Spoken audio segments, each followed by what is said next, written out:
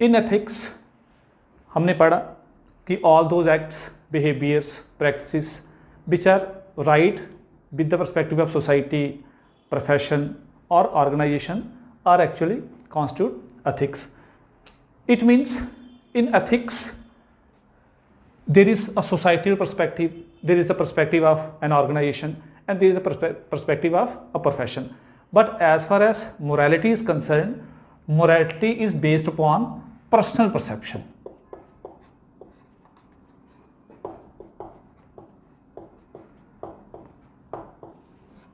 Here the perception of individual actually matters.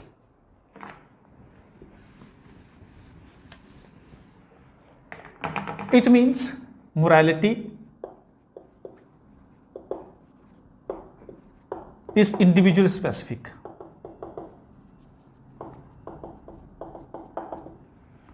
Or we can say the rights and wrongs in morality are individual specific.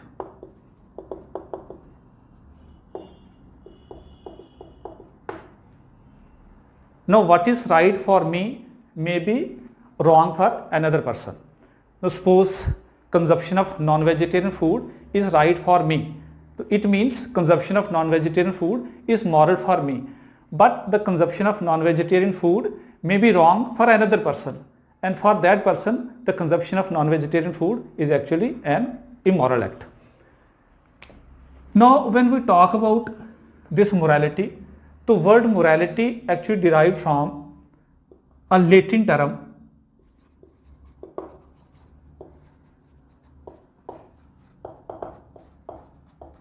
moralitas, and moralitas means character, manners, habits, and all these values in personalized way or in personalized nature actually constitute morality. और हम लोग morality कुछ example से समझते हैं. जैसे आपने history में पढ़ा होगा about Raja Rammohan Roy, and at the time of Raja Rammohan Roy there was practice of sati, है ना. ये तो आपने इसको बारे में जो है वो सारा पढ़ा है कि राजा राममोहन रॉय जैसे ब्रह्मो समाज उन्होंने स्टार्ट किया, and you have studied a lot, and behind this abolition of sati system he played a significant role.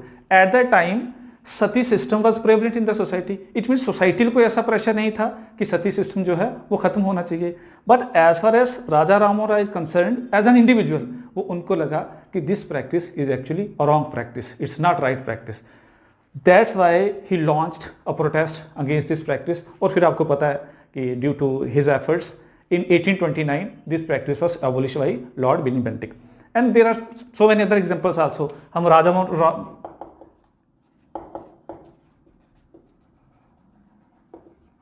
इनकी एग्जांपल हम ले सकते हैं, and there was another personality by name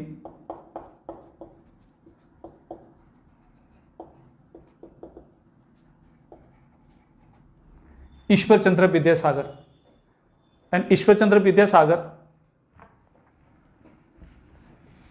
Chandra Vidyasagar was also launched a protest for the widow remarriage,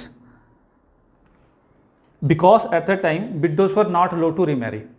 And it means ये जो हम भी यहाँ भी जो बात कर रहे हैं यहाँ पे सोसाइटी का कोई एस्पेक्ट नहीं है, सोसाइटी का कोई इन पे प्रेशर नहीं था. they themselves have to think कि this practice is wrong practice, कि if widows are not allowed to remarry according to Ishwar Chandra Vidyasagar it's actually wrong. तो इनका मानना था कि ये एक्ट इमोरल एक्ट है, जबकि मॉरल एक्ट ये होगा कि जो विडोस है उनको अलो किया जाए कि वो रिमैरी करें. और बाद में आपको पता है कि अब नाउ जो है वो विडो जो है वो रिमैरी कर सकती हैं. और जो भी एक पर्टिकुलर इंडिविजुअल की एक एफर्ट होता है उसके एक मोरालिटी के पर्सपेक्टिव से बाद में जाके वही एथिक्स का पार्ट बन जाता है. जैसे Raja Rammohan Roy when he launched an agitation against sati system, तो at that time sati system जो था ऑब्वियस वो सोसाइटी में एक्सेप्टेबल था, तो हम लोग बोल सकते हैं सोसाइटी के पर्सपेक्टिव से कि वो कहीं ना कहीं एथिकल था उस टाइम, लेकिन अब वो अनएथिकल एक्ट हो गया। सिमिलरली जो ईश्वर चंद्र विद्यासागर के टाइम पे जब widow were not allowed to remarry, लेकिन इनको लगा कि इमोरल एक्ट है ड्यू टू हिज मोरालिटी, जो उन्होंने एक उस टाइम एजिटेशन लॉन्च की। आज अगर हम देखें तो विडो को अगर हम डिसलो करें रीमैरी करने के लिए तो that is actually no unethical also. And और भी आप एग्जांपल दे सकते हो, जैसे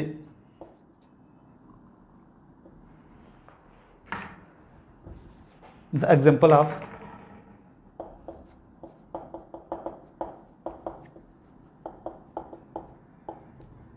सावित्रीबाई फूले, है ना, कि एक टाइम पे girls were not allowed to acquire education, तो इनको भी आपको पता है कि she was first women teacher, तो इन्होंने जो है उस तरफ थोड़ा सा कहीं ना कहीं जो है एफर्ट्स लगाया। तो इंडिविजुअल लेवल पे हम जब कुछ ऐसा करें which is right according to me या अकॉर्डिंग टू एन इंडिविजुअल, उसको बोलते हैं that is actually a moral act, that is actually a morality, चाहे सोसाइटी का, प्रोफेशन का या ऑर्गेनाइजेशन का जो है वो कोई प्रेशर ना हो। और अगर हम रिसेंट केसेस में भी देखें तो रिसेंटली आपने इनका नाम सुना होगा,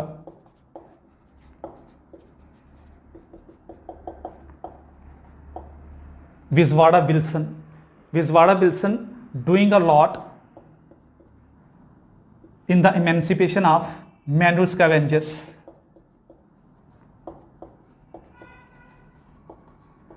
क्योंकि इनको लगता है कि manual scavenging is actually immoral act, that is immoral. अब सोसाइटी का कोई प्रेशर नहीं है इनके ऊपर, ना ही कोई ऐसा प्रोफेशन इनका है और ना ही कोई इनका कोई ऑर्गेनाइजेशन इन पे प्रेशर है कि he should actually work in this field, कि वो मैनुअल स्कैवेंजिंग जो है वो खत्म हो जाए, जो मैनुअल स्कैवेंजर्स है उनका कहीं ना कहीं एमेंसिपेशन हो जाए। Even then he is working in this field. अब ये जो इनका एक्ट है इसको मॉरल एक्ट मान सकते हैं। या सेम केस, जैसे आप एक और एग्जांपल दे सकते हो,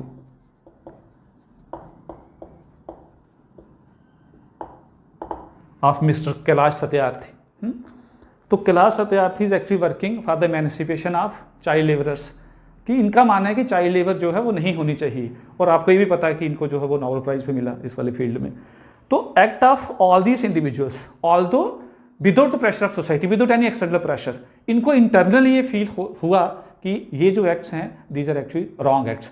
जब किसी भी इंडिविजुअल को ऐसा लगे कि कोई भी जो एक्ट है वो रॉन्ग एक्ट है इंडिविजुअल लेवल पे, तो that act is actually immoral act, और उनको लगे कि ये एक्ट जो है वो राइट होना चाहिए, तो उनका जो उस टाइम एक पर्सपेक्टिव होता है that is a moral perspective. तो simply we can say morality is personal and based upon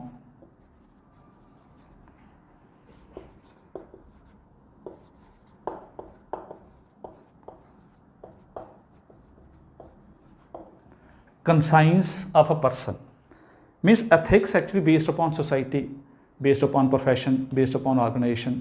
there are societal pressure हम पे होता है, जहाँ organization का pressure होता है, जहाँ हमारे profession का pressure होता है कि we have to act in a righteous way। लेकिन यहाँ पे जो pressure होता है वो हमारे हमारी inner voice है उसका हम पे pressure होता है, कि हमारी जो कंसाइंस है वो हमें कभी अलो नहीं करती कि वी डू समथिंग रॉन्ग, वो हमेशा एक इनर वॉइस होती है कि डू समथिंग राइट, जैसे राजा राममोहन राय ने जो है वो सती सिस्टम के पर्सपेक्टिव से किया। No morality is also subjective, morality is also subjective.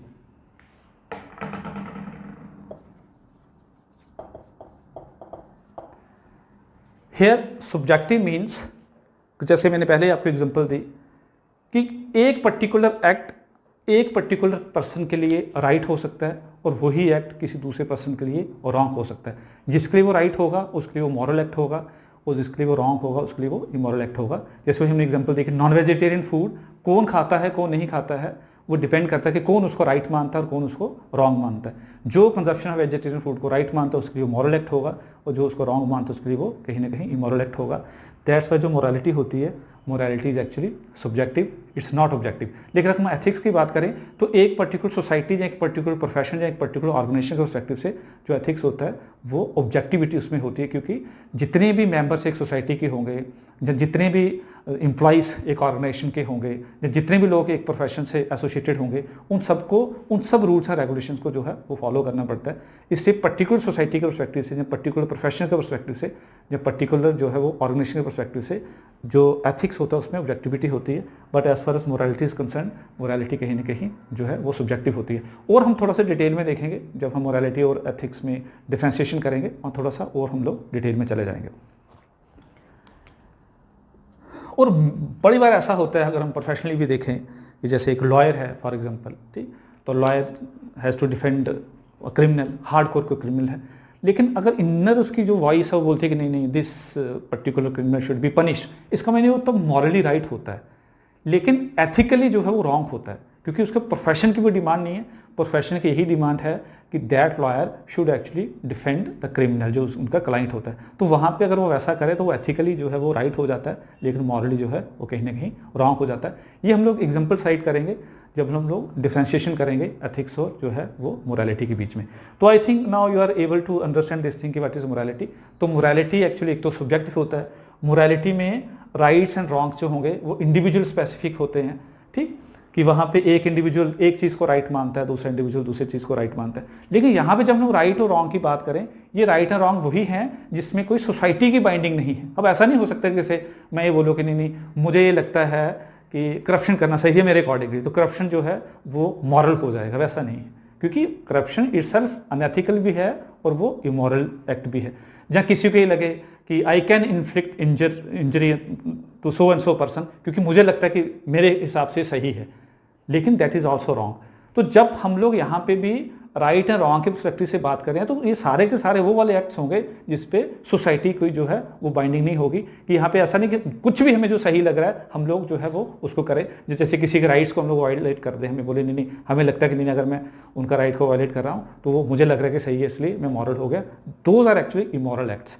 तो मॉरल एक्ट क्या होगा, इमोरल एक्ट क्या होगा, वो ऑब्वियसली डिपेंड तो पर्सन पे ही करता है, किसी इंडिविजुअल पे ही करता है, लेकिन वो सारे के सारे वही एक्ट्स होते हैं जो राइट्स एक्ट्स हों और रॉन्ग नहीं हो। जैसे फॉर एग्जांपल राजा राममोहन रॉय जी ने कि अगर उनके एफर्ट्स के कारण सती सिस्टम खत्म हो गया तो वो सही ही था, वो कोई गलत चीज़ नहीं थी कि उन्होंने कुछ किया, उनको पर्सनली लग रहा है कि नहीं सोसाइटी में ऐसा हो रहा है, वो सोसाइटी उस चीज़ को सपोर्ट भी कर रही है, अगर मैं ऐसा करूँगा तो ये सही ही हो जाएगा, इट मीन्स वो कहीं ना कहीं मॉरल एक्ट था। जहाँ जिस विद्यासागर जी ने जो किया वो राइट ही एक्ट था, सावित्रीबाई फुले जी ने किया वो राइट ही एक्ट था, जहाँ इस टाइम जो है वो विल्सन सर कुछ कर रहे हैं वो राइट ही एक्ट है, सत्यार्थी सर कुछ कर रहे हैं वो राइट ही एक्ट है। अगर जब भी हम लोग चाहे सोसाइटी के अंगेंस्ट ही क्यों ना जाना पड़े, कि जब सती सिस्टम खत्म हुआ उस टाइम तो आपने ये भी हिस्ट्री में पढ़ा कि लार्ज स्केल जो है उसकी रिएक्शन भी आई कि ये नहीं होना चाहिए था, कि ये तो हमारे कल्चर के साथ जो है कहीं ना कहीं इंटरफेरेंस हो गई, लेकिन वो जो उनका एक्ट था एक, उसका रिजल्ट जो था वो कहीं ना कहीं राइट ही आया। तो जब हमारा कोई भी एक्शन का जो आगे इम्प्लीकेशंस हैं, जहाँ उसका जो रिजल्ट है वो राइट ही हो, चाहे वो हमारा इंडिविजुअल लेवल पे ही हो, वो हमारी इंडिविजुअल सोच ही हो, हम लोग बोलते हैं कि दैट इज एक्चुअली मोरालिटी। ये नहीं कि हम लोग कुछ भी करें कि हम बोले कि नहीं नहीं मुझे सही लग रहा है इसलिए ये सही होगा, वो जो है वो सही नहीं होता। तो you are now able to understand कि व्हाट इज एक्चुअली मोरालिटी। बाकी जब हम लोग इसमें डिफ्रेंशिएशन करेंगे तो आपको थोड़ा सा और भी समझ आ जाएगा। Now with relation to morality there are certain other terms.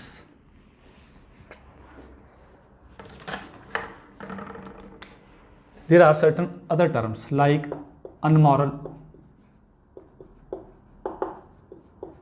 non-moral, immoral,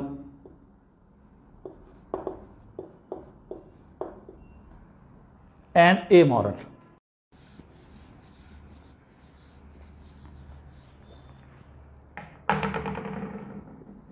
Now, unmoral acts are actually those acts which are performed by those who have no moral perceptions, are acts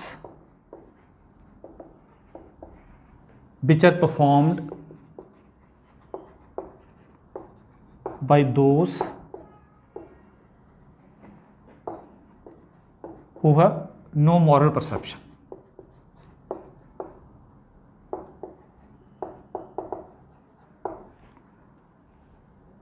Now, जैसे for example animals or inanimate things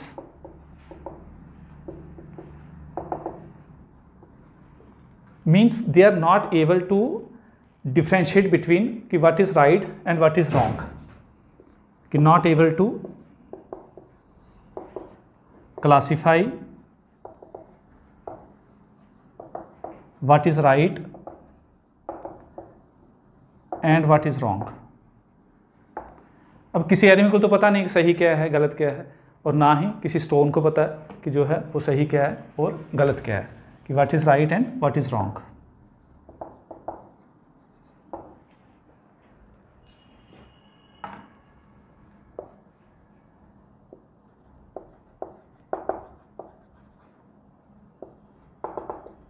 No non-moral acts are actually such acts where the concept of right and wrong cannot apply. जैसे suppose कि अगर हो सकता है किसी को लगे कि गोइंग ऑन मॉर्निंग वॉक, तो मॉर्निंग वॉक जाना है ना तो मॉरल एक्ट होता है ना जो है वो इमोरल एक्ट है.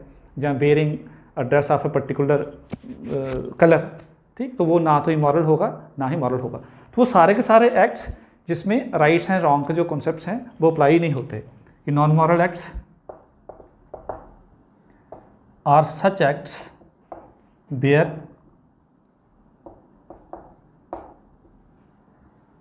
the concepts of right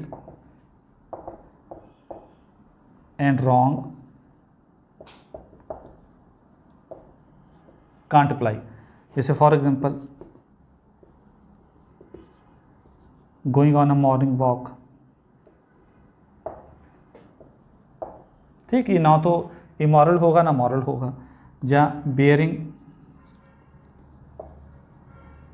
a dress of a specific colour,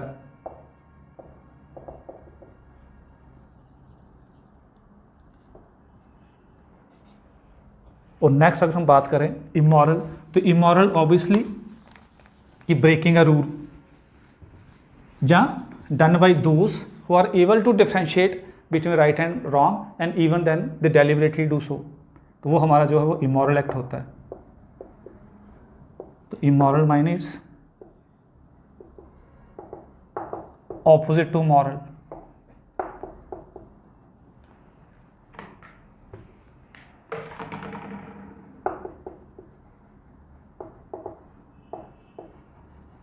means breaking a rule performed by those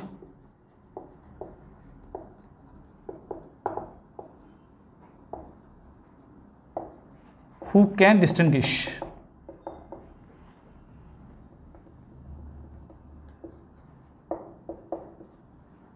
between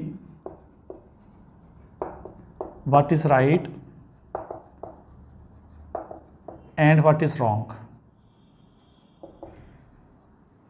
even then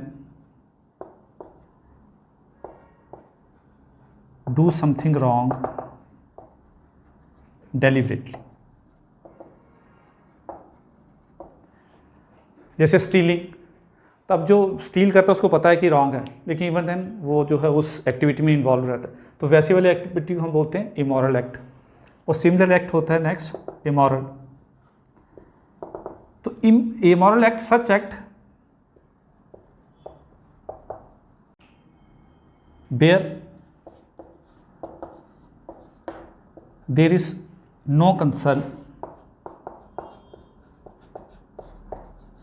that whether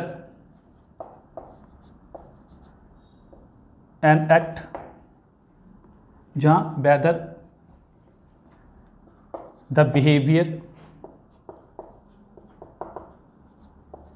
is morally right or wrong. For example, the behavior of an infant is immoral because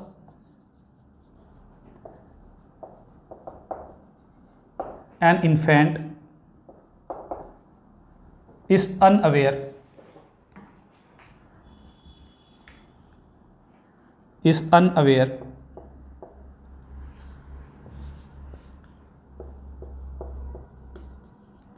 of what is right and what is wrong। मायने infant इस चीज़ को लेके unaware होता है कि क्या सही है और क्या गलत है। और सेम हम लोग बोल सकते हैं the act of a mentally retarded person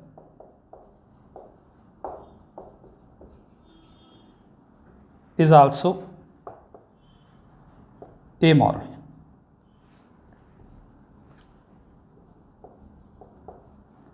Because a mentally retarded person is also unaware of this fact कि what is actually right and what is actually wrong।